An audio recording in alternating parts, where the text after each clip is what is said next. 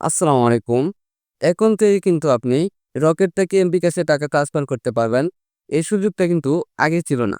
But এখন নতুন আপডেটের পরে এই সুযোগটা কিন্তু আপনি পাচ্ছেন। তো কিভাবে আপনি রকেট থেকে বিকাশে টাকা ট্রান্সফার করেন চলুন আমি আপনাদেরকে দেখিয়ে দিচ্ছি।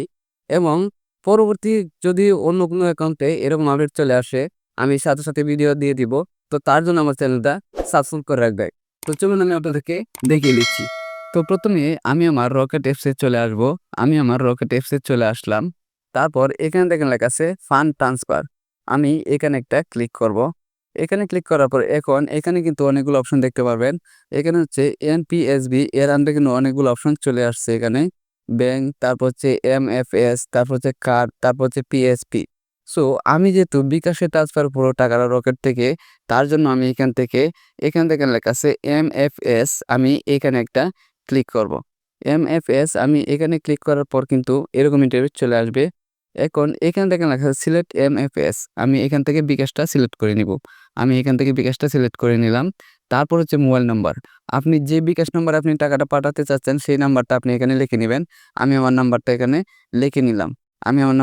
লিখে নিলাম। তারপর হচ্ছে রেফারেন্স।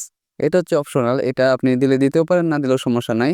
সো আমি এখন অ্যামাউন্ট কত ট্রান্সফার করব আমি সেটা এখান থেকে লিখে নেব। আমি জাস্ট আপনাদেরকে দেখানোর জন্য আমি ৳১০০ ট্রান্সফার করে দেখাচ্ছি। আমি ৳১০০ লিখে নিলাম। তারপর এখান থেকে নেক্সট বাটনে আমি ক্লিক করব। আমি এখান থেকে হচ্ছে নেক্সট বাটনে একটা ক্লিক করলাম।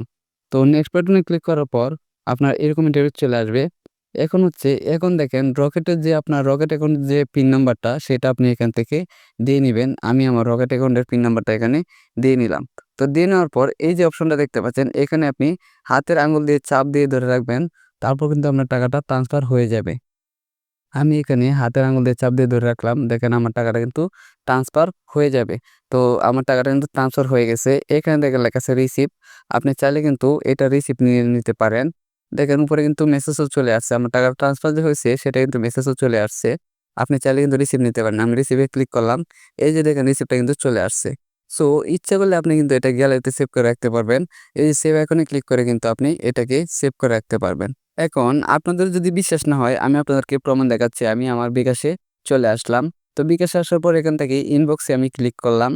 তো ইনবক্সে ক্লিক করার পর এখন এখানে কিন্তু আপনি দেখতে পারবেন এই যে এমএফএস টু বিকাশ আমি যে টাকাটা ট্রান্সফার করলাম ৳১০০ সেটা কিন্তু এখানে দেখাচ্ছে। আশা করি বিষয়টা আপনারা বুঝতে পারছেন।